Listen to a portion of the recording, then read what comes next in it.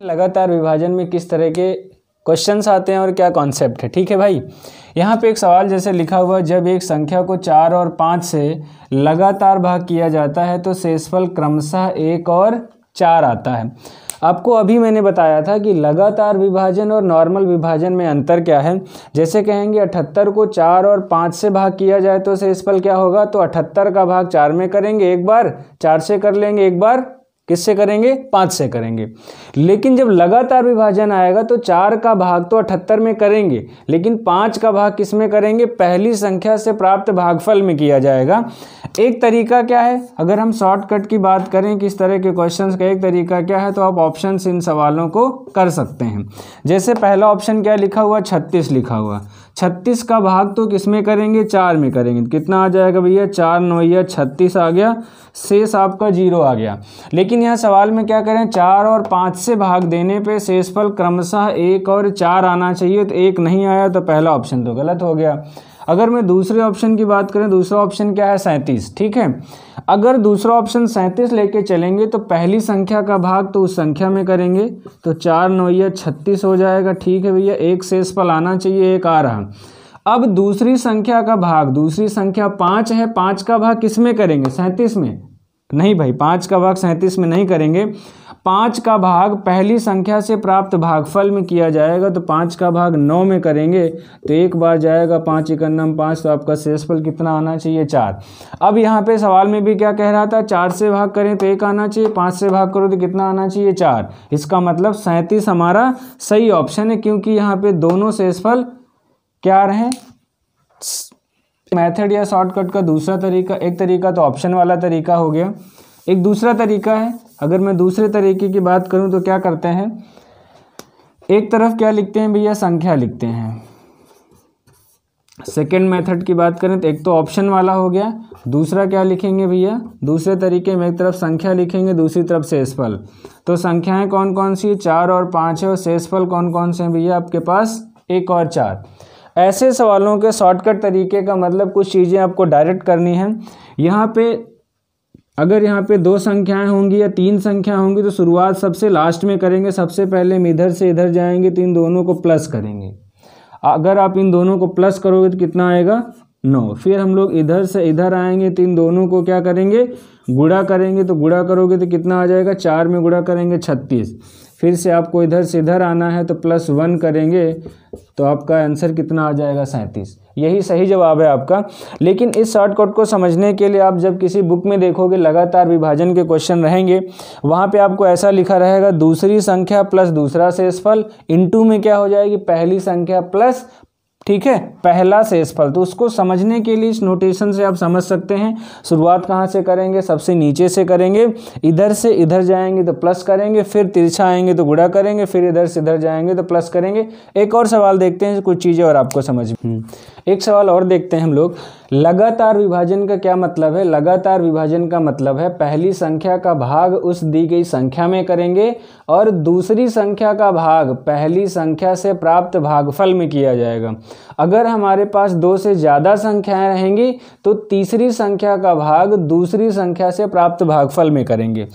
देखो यहाँ पे क्या करें, जब एक संख्या को 4 5 6 से लगातार भाग किया जाता है तो शेषफल क्रमशः 2 3 और 4 आता है। एक तरीका क्या बताया गया, ऐसे सवालों को ऑप्शन से करेंगे भैया।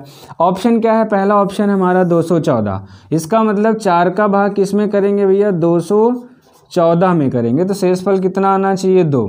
तो अगर हम इसको 4 पंचे 20, कितना बच गया, 1, ऊपर से कितना आएगा, 4 3 12, तो शेषफल कितना आ गया, 2। मतलब अगर 4 से भाग करने पे शेषफल 2 आ रहा तो पहली कंडीशन हो सकता है पहला ऑप्शन सही हो, हम लोग आगे बढ़ेंगे। अब दूसरी संख्या का भाग किस में करेंगे भैया, 214 में करेंगे कि 53 में करेंगे। दूसरी संख्या का भाग मतलब 5 का भाग पहली संख्या से प्राप्त भागफल में करेंगे। 5 का भाग किस में करेंगे, 53 में करेंगे। एक बार ले जाएंगे तो 5 × 9 5 हो गया, ऊपर से क्या उतारेंगे, 3।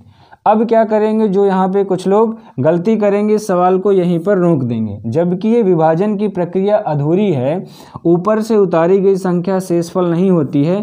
शेषफल का मतलब विभाजन की प्रक्रिया में जो घटाने के बाद बचता है उसे शेष कहते हैं। इसका मतलब ये एक बार और ले जाएंगे तो 5 का अगर एक बार ले जाएंगे तो 5 हो जाएगा, लेकिन 0 बार ले जाओ तो 0। अब आपका शेषफल कितना आ जाएगा, 3। 5 से भाग करने पे 3 आना चाहिए, ये भी हमारा ठीक है। अब क्या करेंगे हम लोग, एक संख्या और है 6। अब 6 का भाग किस में करेंगे, 214 में नहीं, 6 का भाग हम दूसरी संख्या से प्राप्त भागफल में करेंगे। तो दूसरी संख्या से प्राप्त भागफल 10 है, एक बार जाएगा तो आपका शेष कितना बच जाएगा, 4।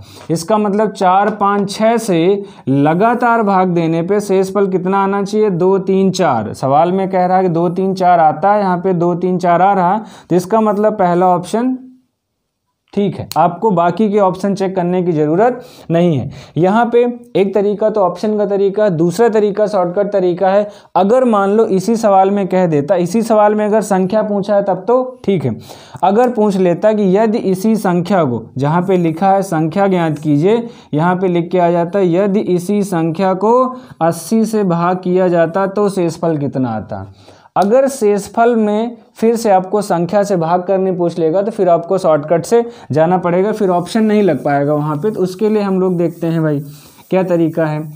एक चीज़ आपको बताया कि ऐसे सवालों को करने के लिए क्या करेंगे भैया, एक तरफ संख्या लिखेंगे और एक तरफ क्या लिखेंगे, शेषफल लिखेंगे। तो हमारे पास संख्याएँ कौन कौन सी है, 4, 5 और 6। शेषफल क्या है, 2, 3 और 4। आपको बताया गया था लगातार विभाजन में जब भी चाहे इधर 2 संख्याएं रहें या 3 संख्याएं रहें, शुरुआत हमेशा नीचे से करेंगे। सबसे पहले इधर से इधर जाएंगे, इन दोनों को ऐड करेंगे तो कितना आ जाएगा भैया, 6 + 4 आप जोड़ोगे तो कितना आ गया, 10। फिर आपको कहाँ से कहाँ आना, इधर आना है तो गुणा करते हुए आएंगे, तो 5 का गुणा कर लेंगे तो कितना हो गया, 50। फिर आप इधर से इधर आएंगे तो प्लस करेंगे, 3 प्लस करेंगे तो कितना हो जाएगा, 53। फिर आपको इधर से इधर आना है तो गुणा करेंगे, 53 का गुणा 4 में करेंगे तो कितना आ जाएगा, 212। फिर आपको इधर से इधर आना है तो प्लस क्या करेंगे, 2। तो आपका आंसर कितना आ जाएगा, 214। इसका मतलब 214 वह संख्या है जिसमें से 4, 5, 6 को लगातार भाग करेंगे तो शेषफल कितना बचेगा, 2, 3 और 4। अगर इसी सवाल में होता भैया, इसी में हम लोग समझ लेते हैं, जैसे आपसे पूछा गया कि संख्या ज्ञात कीजिए, इस सवाल में इस लाइन को हटा दिया जाए, इसमें आपको ये हटा दिया जाए, संख्या ज्ञात किया जाए। यहाँ पे लिख दिया जाए कि शेषफल क्रमशः 2, 3, 4 आता है यदि इसी संख्या को 80 से भाग किया जाए, 80 से भाग किया जाए तो शेषफल क्या होगा। अगर ये सवाल इतना और बढ़ा देंगे, अगर आपसे सिर्फ संख्या नहीं पूछेंगे, उसके एक स्टेप आगे का सवाल पूछ लेंगे, यदि इसी संख्या को, मतलब कौन सी संख्या, जिस संख्या को 4, 5, 6 से लगातार भाग किया गया, शेष कितना आया, 2, 3, 4। तब आपका ऑप्शन वाला तरीका नहीं लगेगा, फिर हम यही तरीका लगाएंगे।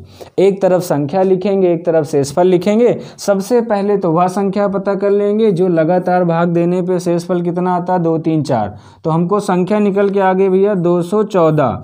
अब 214 को 80 से भाग किया जाए तो शेषफल कितना होगा भैया, 2 बार जाएगा तो कितना बच गया यहाँ पे, 4 और 5। ठीक है, तो इसका मतलब शेषफल कितना आ जाएगा, 54।